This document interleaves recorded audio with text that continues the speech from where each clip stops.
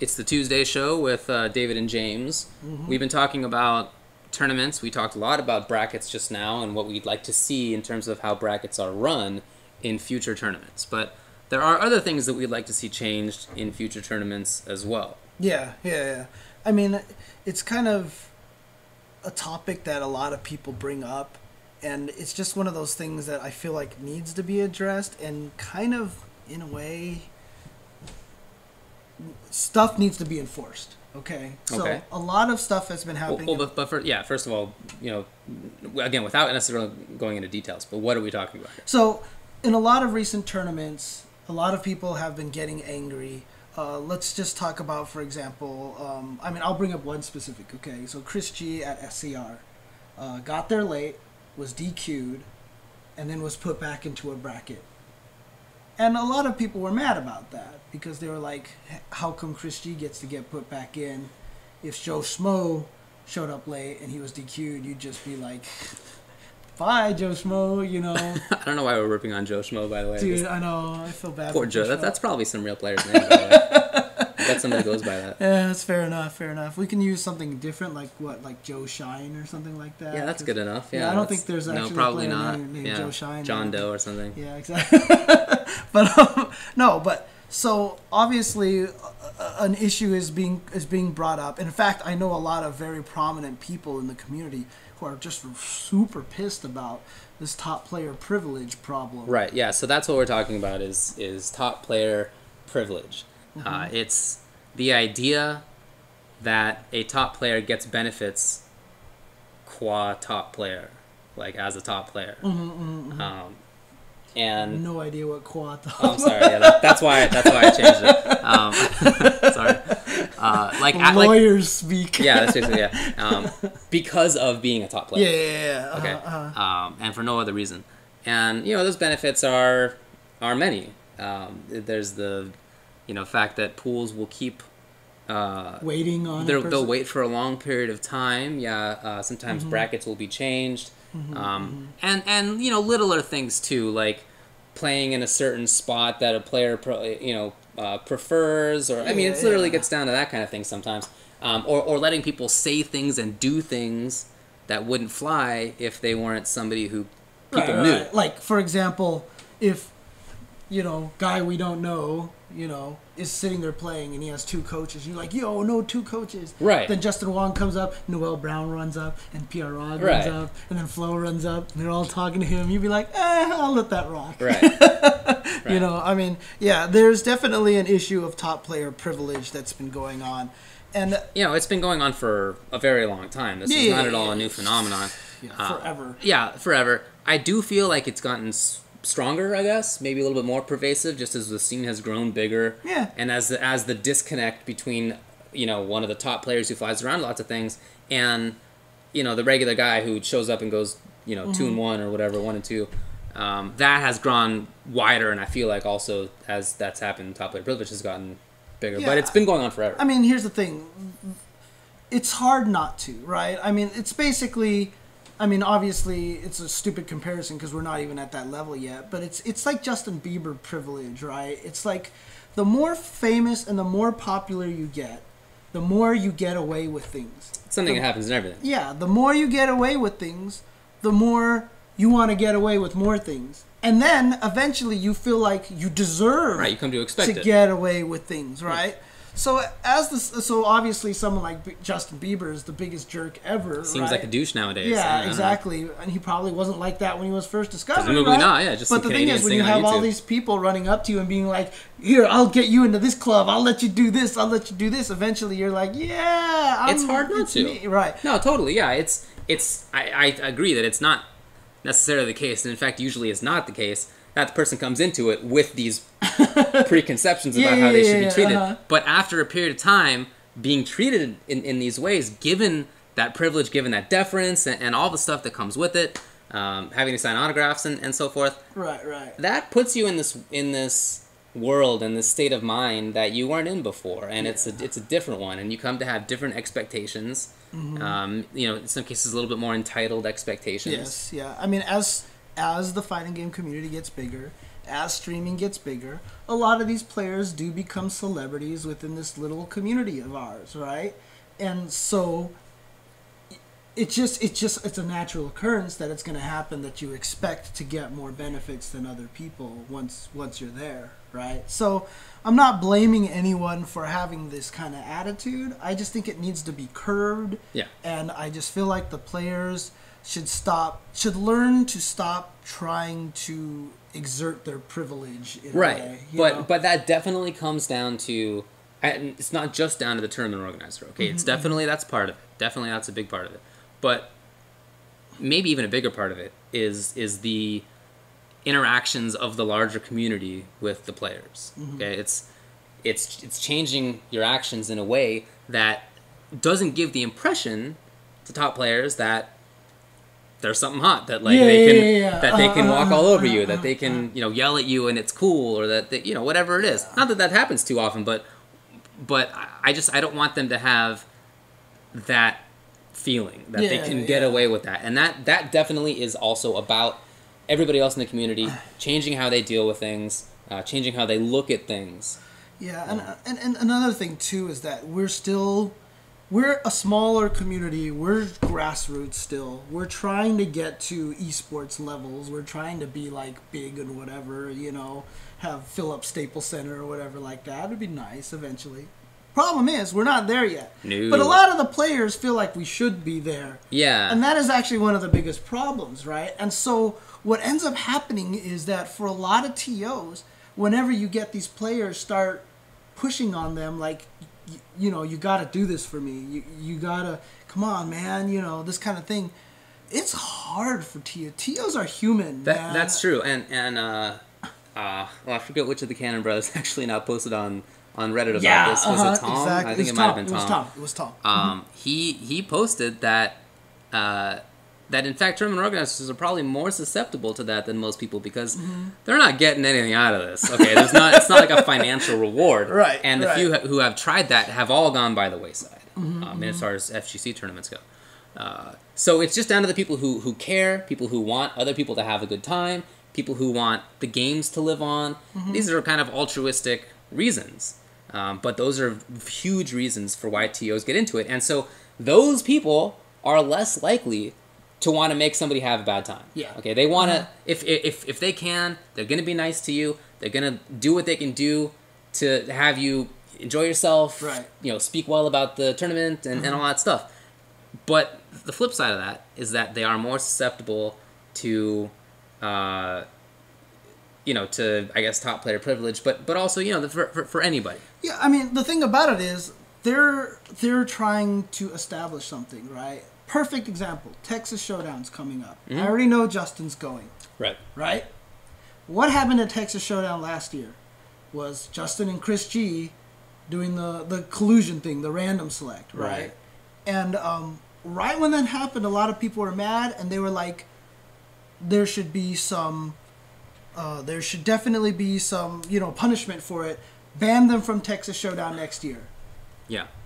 And you are the people running Texas Showdown. How great of an idea does that sound to you, banning Justin and Chris G from your tournament? That's the worst idea you could possibly come up with, because Justin and Chris going to your tournament brings in viewers. So they are not at a position where they can enforce these kind of things. We're just not there yet. I hear you. That's the problem. So a lot of people were saying, like, even Evo, right? Like, they were saying, why don't we ban, so-and-so from Evo for colluding or whatever like that. It's still not even beneficial for Evo to do something like that, because, these players, they generate stories, they have histories, and they're good.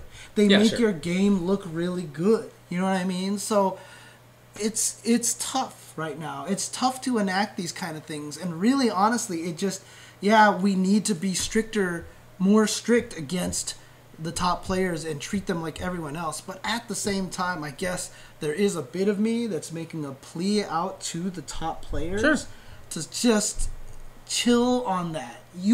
Look, we're all in this together. TOs, players, streamers, content producers, the guys who make the trailers, the commentators, all of us are in this together. One time someone asked me who deserves the money the most right now. And I said, nobody. we're all in this together. We're trying to make this work. Okay. Yeah. And if you think, I mean, we've, you know, some people are like, oh, players do the most work. And then that's just like, that's garbage. It's not true right now. I mean, yeah, certain roles do more work than others, but we're still all in this together, so. Well, the video's frozen. Can they still hear us at least? Yeah, probably. Can you still hear us? Can you still Dude, hear how come whenever there's a freeze, it's always me in the weird position? I always get the weird little views, little angles. Oh my god. Yeah. I like how Gentle Snow Yeah. is the one who said enough ice storm. Yeah, that's amusing. Yeah. Okay. So they can hear us. Okay. Well, you're just going to have to deal with this. All right. So I'm going to do... Wow. It's This not... thing is really interesting over here on the side. I'm just going to stare at it for a very long time. You don't seem that interested. Well, yeah. I mean, it's kind of interesting, I guess. So. I don't know. You seem more like you're not that interested in it. All right, guys, fair quit it. enough. Fair enough. Quit it. Okay, well, I don't know what to do about this. Just like, I don't know, press restart real fast maybe? Here, let me try doing this. Oh, dude, we're moving. Dude, We're moving. dude, What happened? Oh, I think I found a new way to try to fix problems. Yeah? Here, so, All right. okay, well, that's okay, good. Okay, that's okay. good. I'll pay with Okay. embarrassment and a loss of 5 minutes to... Hey, they can something hear new us out. at least. They can still hear us at least. So, there you go. Okay. Well, I'm going to wait until I see on my stream that things That have we're changed. moving? Yeah, I Okay. just want to make absolutely sure of that. Okay. Yes, it's frozen. No, people are saying that we can move. Fixed. Yeah, it says we're moving. It's fixed. Now. All right, Yeah, cool. okay. All right, cool. Well, that's good. So to get back to this point about privilege and trying to ask the players themselves to switch things up, that would be great. Mm-hmm. But I don't think that's realistic. Yeah. You know, just looking at everything else in the world, when somebody has privilege, it's really tough to get them to give it up. It's just, I mean, you're not. When you are fabulously wealthy, you come to expect a whole bunch of privileges, okay? And you have them. Yeah. You have those privileges, and you expect them, and you don't want them to go away. And you advocate politically to make sure that you keep all of your things, regardless of what happens to everybody else. That's not your concern. Right. Your concern is you, and that's just happened in everywhere for Life. Yeah, for all time. So it's something that makes me think that that's like endemic to how people The behave. biggest dinosaur was killing all the little dinosaurs. Okay? Right? Yeah. He wasn't gonna give up his spot. Yeah. So I don't know where that gets you. I don't know where asking them to do it gets you. Maybe some will do it because I have a lot of respect for some top players. Yeah. A lot of those guys are. And some of them, a lot of them don't do this anyway. I don't want to come off like everybody's doing this. Yeah, for at sure, all. for sure. And again, I'm not trying to chastise even the ones that do because, like I said, there's They're that in a factor. certain situation. Yeah, there's of that course. factor. I mean, Right. there definitely is, systematic concerns is a huge part of it. There definitely also is a responsibility factor that they shouldn't be doing it. But again, it's just so hard to expect somebody to do that. And so I think the better way to deal with it is externally from them. It's with everybody else involved in the community, including the tournament organizers, including you and me, including everybody. If you are anybody and you see a bracket being changed or you see some shenanigans or whatever, don't let it go. Don't let it go by the wayside. That's something that I did for a long time. Right. I just kind of let that stuff go by, and I think that was a mistake. Yeah. So because that leads into the creation of this idea of privilege, of this entitled expectations. And so from now on, again, I'm talking. I want to move forward. From now on, if I see that stuff, I'm gonna call it out. I'm gonna mention. I'm not gonna let it, kind of roll off me anymore. That's a bad idea. That's I blew up in part because I had been caging that in for a long time. That frustration with that. Right. And so I don't want to let that happen again. I want to, be more proactive about it when it happens. Yeah. And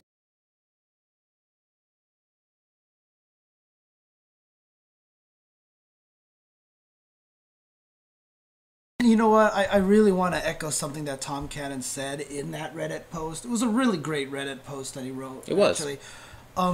One of the things that he said, and I agree with this, I kind of feel the same way. We're all trying to figure it out. Oh, yeah. We don't know what's going on, and things are going to happen. And nowadays, because we're getting bigger, we're calling them out. So when the collusion stuff happens, we start talking about it more. You ended up having the 2 Blazblue guys get their prize taken away from them at that one event. You know, stuff like this is going to keep happening, and we're going to learn all this stuff. And in fact, I guarantee you, for the rest of this year, we're going to have another 2 or 3 random blow-ups or whatever that, drama stuff.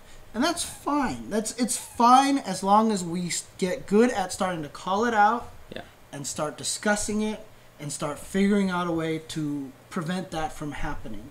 You know what I mean? Absolutely agree. And if we can all get to that point, you know, a lot of people have said, why don't we have a governing body right now? We don't have a governing body right now because if we try to establish one, the FGC will tear itself apart. It's just not a practical idea. Yeah, it's not something that I want particularly, and it's not a practical idea. It's just not going to work. Yeah, absolutely. So, I mean, you know, we were talking about this yesterday, I think, and you said, well, okay, if this one group is the governing body, another group is going to feel left out, and they're going to say, well, I'm the governing body for my area now. Deal with that. And then somebody else in that area or someone else is going to say, no, I'm the governing body. And then we're back to this situation where nobody's the governing body. Yeah, and it's just not going to happen. And in fact, it's going to create factions, which is even going to be worse. Right. Because then it's going to be like, we're not going to go to your event because, you know, you're excluding our opinions and stuff like that, right? And so people are like, well, why don't you have people vote who goes to, like, no. We're just not there yet, right? So, but if we can all start learning to call out things, if we can all start getting to the point where we start to agree with things, even like the New York scene right now, you know, with them doing this King of New York thing, you know, a lot of those groups have clashed before in the past or whatever like that, but now they're getting together and doing something really cool, right? And so I think that's fantastic. So, you know, use the rivalries, use that kind of thing to have everybody come together. And, you know, as the fighting game community has done, a governing body may just kind of morph into place. Yeah, I mean, you know, we've talked about this before. It's not something that I would love to see, right? But it could happen, certainly. And I even think when Tom Cannon was on our show last time, we asked him about governing bodies. Yeah. Like, I don't want a governing body. He didn't want to do He didn't want a governing body. He didn't want a governing body, and he didn't want to be a governing body. Yeah, exactly. I think more specifically. Yeah. So, you know, the fighting game community has been living the way it has been, and it's a very interesting way that this community has existed. And I don't want to risk changing that for a governing body to lay down. I agree. But if everyone can come together and talk and just agree on stuff, like I said, there will be this amorphous, like, Skynet governing body, you know, kind of thing, you know. Well, I'd be fine with that if it were decentralized. That'd be great with me. Exactly. You know, I know that there's a strain of thought that bringing this out into the open could be negative because the sponsor could see this and think, well, there's community seems to have a lot of issues, and back off. And you know, maybe that is true in the short term. I don't know. Maybe it's not. But let's say it is. It's a better long-term idea still, in my view, at least. To air things out and to solve problems rather than to try to keep them under wraps. Because if you keep them under wraps, you know, it's recipe for disaster. You're going to have bigger blow-ups that way. You're going to have, you know, serious systemic problems that are going to develop and fester and get worse. And at the end of that process, that's going to be much more damaging if you're worried about sponsors than a conversation that happens in the moment that is specifically to address the problems, to try to solve the problems. And if you're a sponsor and you see that conversation, maybe some people are turned off by that. But I would imagine that lots of people would look at that as a sign that the community is on the right path. Right. I mean, the way that let's look at the two scenarios, right? Yeah. We talk about it in public, sponsor sees it, they're like, I don't want to get involved in this community. Years down the road, because of the conversations, things are better. We go back to the sponsor and they're like, hey, it looks like they got their shit together now. Okay, we'll go ahead and do some sponsor stuff, right?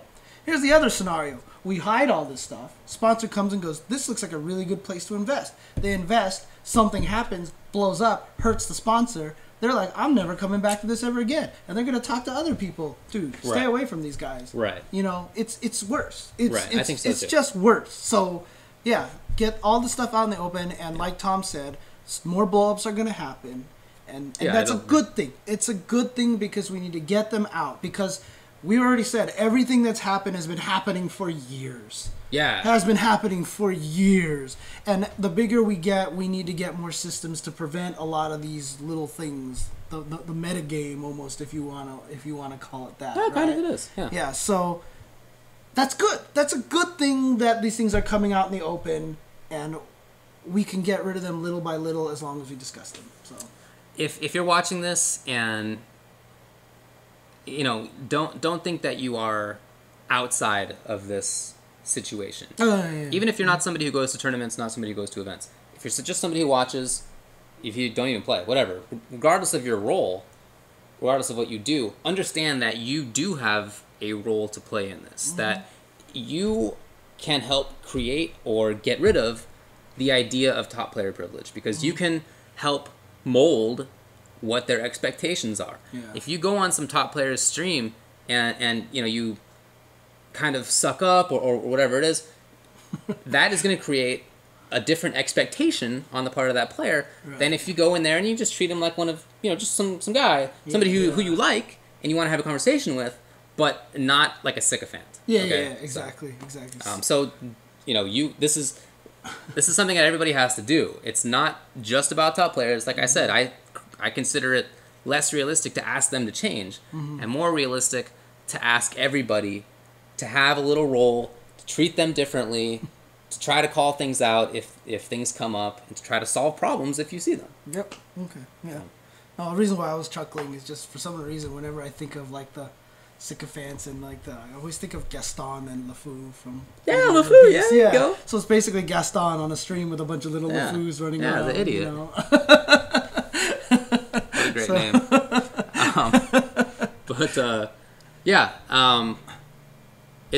It's true. People are saying, be the change you want to be.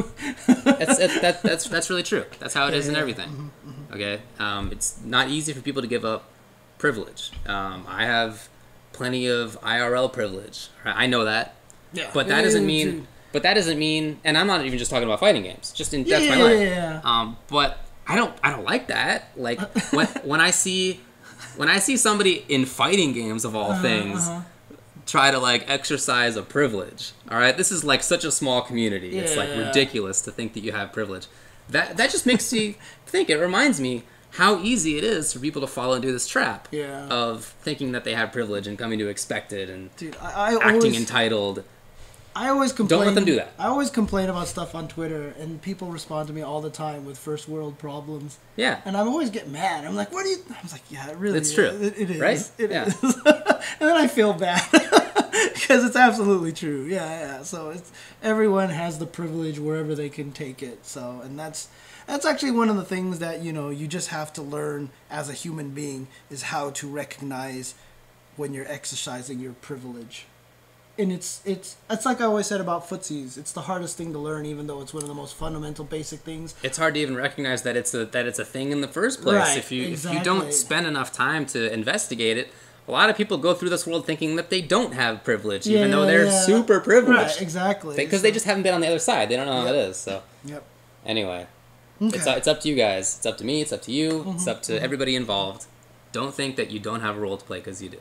Right. Okay. Well, in any case, we're about 5 minutes over here. We're probably cutting into Show That Sucks on iPlayWinner. We probably are. So that would be on twitch.tv/iPlayWinner with Harrison and Hanzo Gonzo. Before we go, speaking of Blazblue, there's this Air Dash Academy going around. It's a YouTube series. Is this the same people who did Guilty Bits? It is. Oh, nice. It is. Okay. So I definitely recommend checking that out. The YouTube channel is Novril Tataki. Yeah, he's one of the guys. No, I know who he is.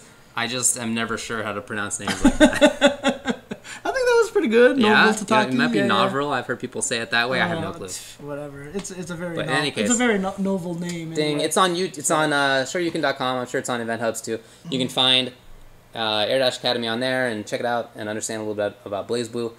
Again, hopefully next week we'll have Blazblue on Mondays. We'll work on that and let you know if it comes up. Yep, sounds good.